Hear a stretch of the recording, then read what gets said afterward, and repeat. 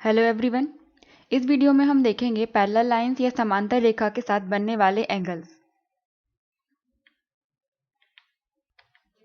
सबसे पहले हम देखते हैं कि पैरेलल लाइंस या समांतर रेखा क्या होती हैं। ये एक लाइन हो गई और एक लाइन हो गई। मान लो ये L1 लाइन है और ये L2 लाइन है। तो पैरेलल लाइंस वो लाइन होती हैं जो सेम प्लेन में बने और जिनके बीच की दूरी हमेशा सेम रहे। मान लो अगर यहाँ पर इन दोनों के बीच की डिस्टेंस अगर 2 सेंटीमीटर है तो यहाँ पर भी 2 सेंटीमीटर होगी और यहाँ पर भी 2 सेंटीमीटर ही होगी। इसका मतलब ये हुआ जब इन दोनों के बीच की डिस्टेंस हमेशा सेम रहेगी, इसका मतलब ये है कि वो कभी भी आपस में नहीं मिलेंगी। पैरेलल लाइंस आपस में कभी भी नहीं मिलती हैं, इंटरसेक्ट नहीं करती हैं। जैसे मान लो ये एक लाइन है और ये एक लाइन है, ये L1 और ये L2। तो L1 और L2 पैरेलल लाइंस नहीं है। क्यों नहीं है? क्योंकि इन दोनों के बीच की डिस्टेंस सेम नहीं है। अगर हम यहाँ देखें तो ज़्यादा डिस्टेंस है और अगर यहाँ देखेंगे तो कम डिस्टेंस है। तो ये दोनों पैरेलल लाइन नहीं होंगी। और पैरेलल लाइंस वो होती हैं जो कभी भी इंटरसेक्ट नहीं करती हैं। अगर इस लाइन को हम आगे की तरफ बढ़ाएंगे और इसको बढ़ाएंगे तो ये दोनों यहाँ पर इंटरसेक्ट कर जाएंगी, मिल जाएंगी इस पॉइंट पर। तो ये दोनों पैरेलल लाइंस नहीं होंगी। इसी तरह से अगर हम ये एक लाइन मान लें और ये एक लाइन मान लें तो ये भी पैरेलल लाइंस नहीं है। पैरेलल लाइन के बीच का डिस्टेंस हमेशा सेम होना चाहिए, जैसा कि इन L1 और L2 में था। अगर हम इन दोनों लाइन को आगे की तरफ बढ़ाएंगे भी तो ये आपस में जाकर कहीं भी नहीं मिलेंगी। अगर मिलेंगी तो वो अनंत पर या इनफाइनाइट पर मिलेंगी, जो कि हम कंसीडर नहीं करते हैं। इसका मतलब ये है ये दोनों कभी भी आपस में इंटरसेक्ट नहीं करेंगी। तो पैरेलल लाइंस हो जाएंगी L1 और L2।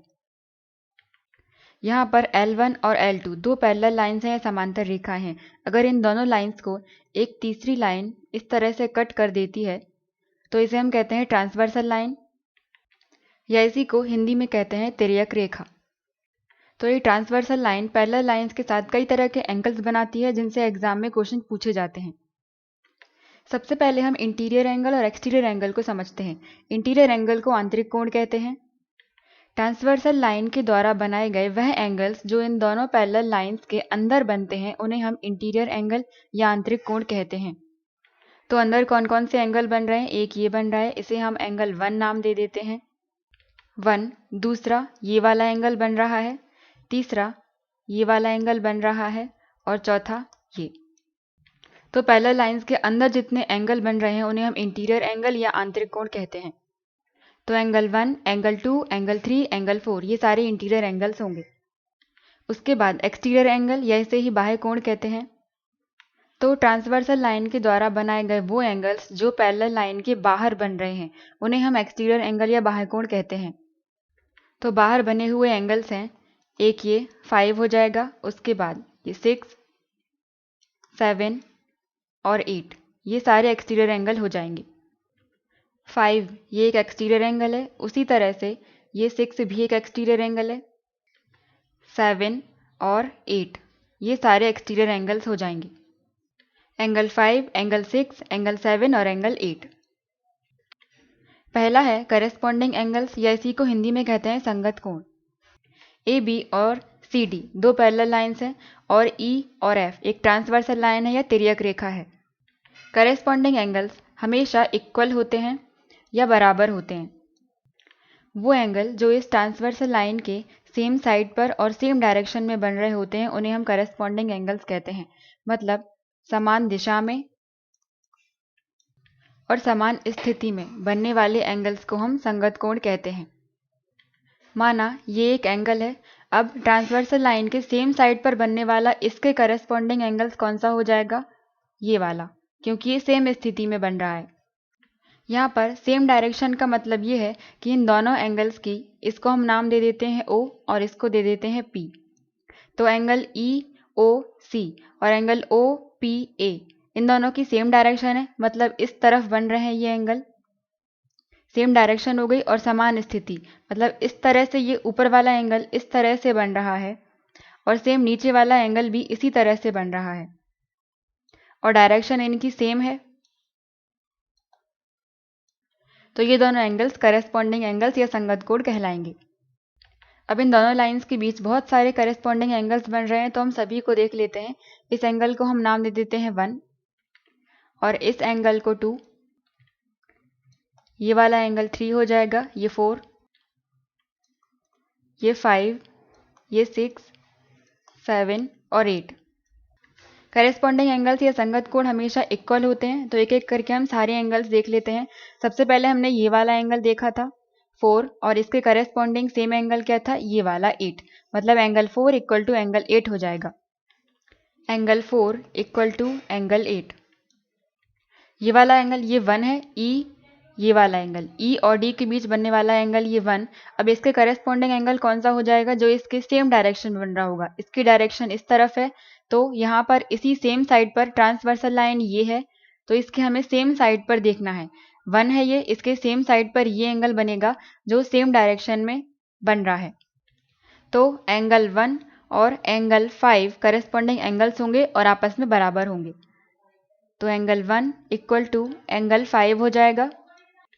पहले हम ट्रांसवर्सल लाइन के इस तरफ वाले सारे एंगल्स देख रहे हैं। 1 का 5 हो गया, 1 और 5 आपस में बराबर। उसके बाद 2 एंगल है, अब 2 का करेस्पॉन्डिंग एंगल हो जाएगा 6। क्यों?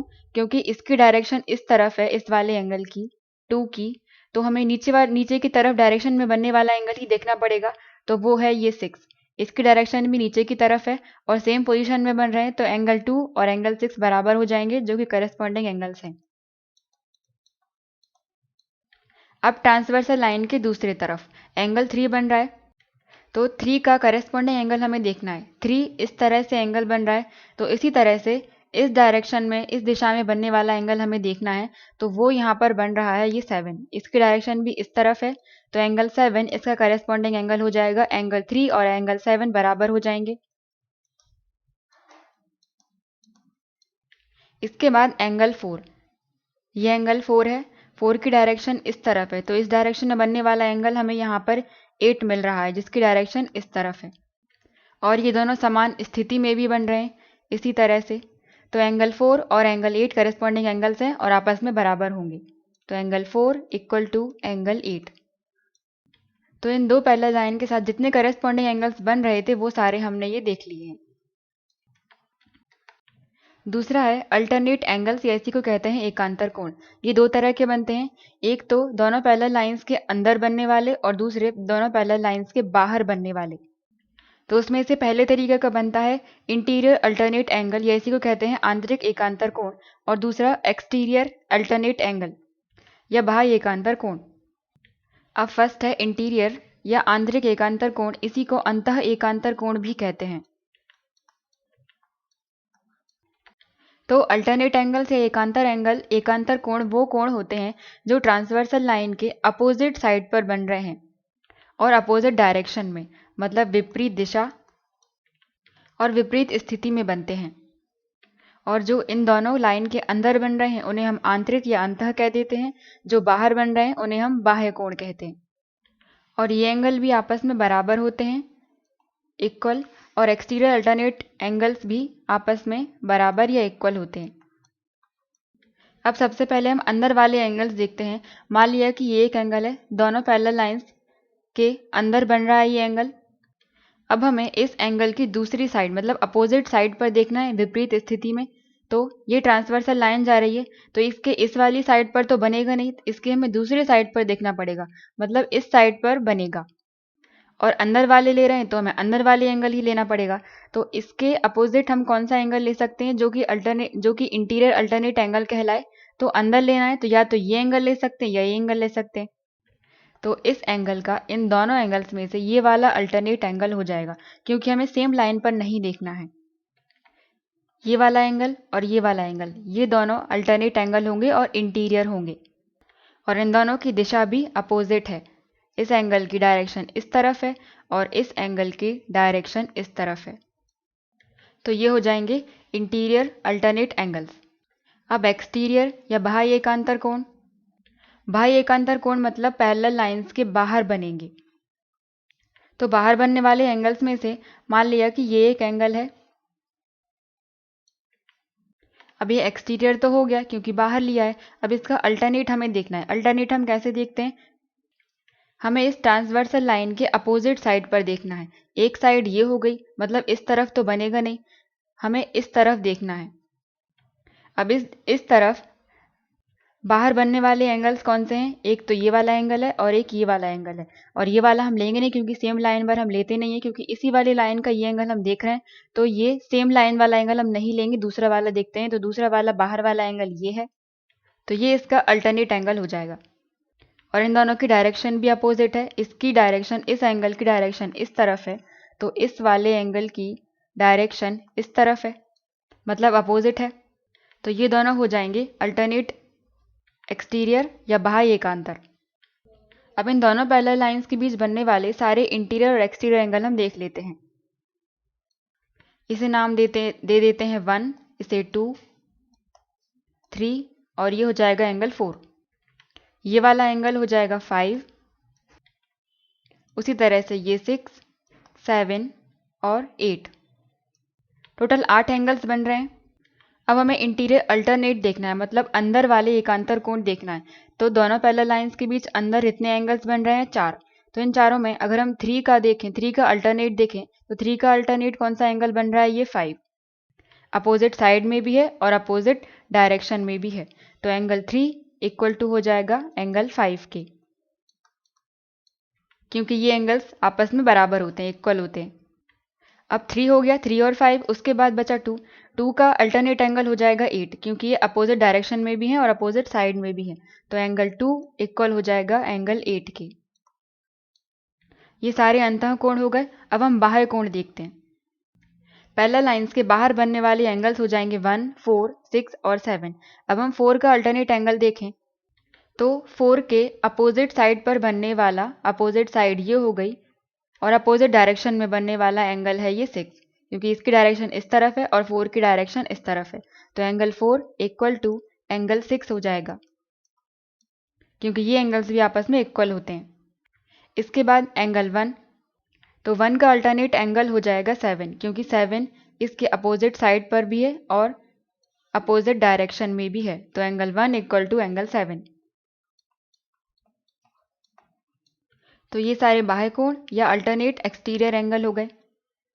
एक और बात, जो इंटीरियर अल्टरनेट एंगल्स होते हैं इन्हें हम जेड एंगल्स भी कहते हैं, क्योंकि ये एंगल्स जेड जैसा शेप बनाते हैं, इसलिए इन्हें जेड एंगल्स भी कहा जाता है।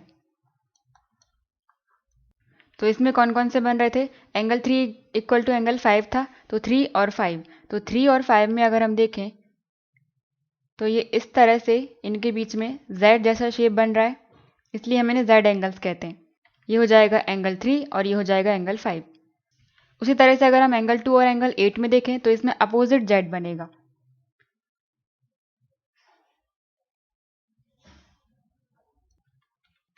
थर्ड है वर्टिकली अपोजिट एंगल्स, या इन्हीं को कहते हैं शीर्षाभिमुख कोण। इन्हें पहचानने का तरीका ये होता है कि ये एक वर्टेक्स, मतलब एक पॉइंट पर बनते हैं। ये एक पॉइंट है और ये एक पॉइंट है। तो मान लिया कि ये एक एंगल बन रहा है, ये हमने एक एंगल बना दिया। अब इसका वर्टिकली अपोजिट एंगल हमें देखना है। ये एंगल जो बन रहा है, जिस वर्टेक्स से बन रहा है, उसका अपोजिट साइड का एंगल हमें देखना है। तो जब ये एंगल बन रहा है तो इस वर्टेक्स के अपोजिट एंगल्स कौन सा हो जाएगा? ये वाला। और ये एंगल्स एक ही लाइन पर बनते हैं। ये पैरेलल लाइन हो रही है तो इसी लाइन पर बनेंगे, लेकिन उस लाइन के दूसरे साइड। तो ये वाला एंगल इसका वर्टिकली अपोजिट एंगल हो जाएगा, और ये भी आपस में इक्वल होते हैं या बराबर होते हैं। तो अगर इस एंगल को हम नाम दे दें 1 और इसको दे दें 2, तो एंगल 1 इक्वल टू एंगल 2 हो जाएगा। उसी तरह से अगर हम ये वाला एंगल देखें और इसे 3 नाम दे दें, तो इसका अपोजिट एंगल कौन सा हो जाएगा? ये एंगल बन रहा है इस वर्टेक्स का, इस पॉइंट का हमें अपोजिट में एंगल देखना है, तो ये बनेगा। इसको नाम दे देते हैं 4, तो एंगल 3 इक्वल टू एंगल 4 हो जाएगा। या फिर इसको पहचानने का तरीका ये है, मान लो 2 लाइन है, ये एक लाइन है और ये एक लाइन है। ये दोनों आपस में एक दूसरे को कट कर रही हैं, इस पॉइंट पर इंटरसेक्ट करेंगी, प्रतिच्छेद करेंगी। तो इस पॉइंट पर कितने एंगल बनेंगे? 4 एंगल बनेंगे। 1, 2, 3 और 4, 4 एंगल बनेंगे। तो अगर हम 1 एंगल के वर्टिकली अपोजिट एंगल देखें या शीर्षाभिमुख कोण, तो हमें उसके जस्ट सामने वाला अपोजिट एंगल देखना है, जो है 3। तो इसमें एंगल 3 इक्वल टू एंगल 1 हो जाएगा, और angle 4 equal to angle 2। Same हम इस वाली लाइन पर भी देख लेते हैं। ये पॉइंट है, ये वर्टेक्स है। अगर ये एक एंगल है तो इसका वर्टिकली अपोजिट एंगल कौन सा हो जाएगा? ये वाला। इसे नाम दे देते हैं 5 और 6, तो ये दोनों आपस में बराबर हो जाएंगे। एंगल 5 इक्वल टू एंगल 6 हो जाएगा। उसी तरह से अगर ये एक एंगल 7 है और ये एंगल 8 है, तो ये दोनों भी आपस में बराबर हो जाएंगे क्योंकि ये भी शीर्षाभिमुख कोण ही है। तो एंगल 7 इक्वल टू एंगल 8।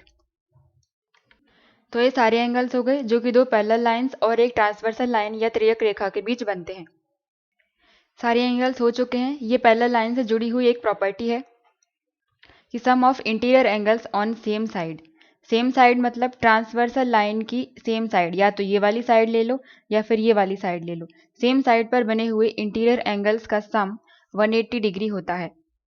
या फिर तिर्यक रेखा के समान दिशा में बनने वाले आंतरिक कोण। आंतरिक कोण मतलब ये अंदर वाले एंगल्स। तो ट्रांसवर्सल लाइन के हमें एक साइड पर देखना है, एक डायरेक्शन में। जो अंदर बनने वाले एंगल्स होंगे उनका सम 180 डिग्री होगा। तो इन दोनों पैरेलल लाइंस के बीच इंटीरियर एंगल्स या आंतरिक कोण कितने हो जाएंगे? 1, 2, 3 और 4, ये 4 बनेंगे। इसको नाम दे दें 1, इसको 2, 3 और 4। तो हमें समान दिशा में मतलब सेम साइड पर सेम डायरेक्शन में देखना है। तो ये ट्रांसवर्सल लाइन ये तिर्यक रेखा हो गई। इसके इस तरफ देख लेते हैं हम सबसे पहले। तो इस तरफ अंदर बनने वाले एंगल्स कितने हैं? 3 और 4। तो इन दोनों का सम 180 डिग्री होगा। तो angle 3 plus angle 4 equal to 180 degree. अब हम ट्रांसवर्सल लाइन की दूसरी साइड देख लेते हैं। तो दूसरी साइड अंदर बनने वाले एंगल्स हैं 1 और 2। तो इन दोनों का सम भी 180 डिग्री के बराबर होगा। तो angle 1 plus angle 2 equal to 180 degree. Thank you.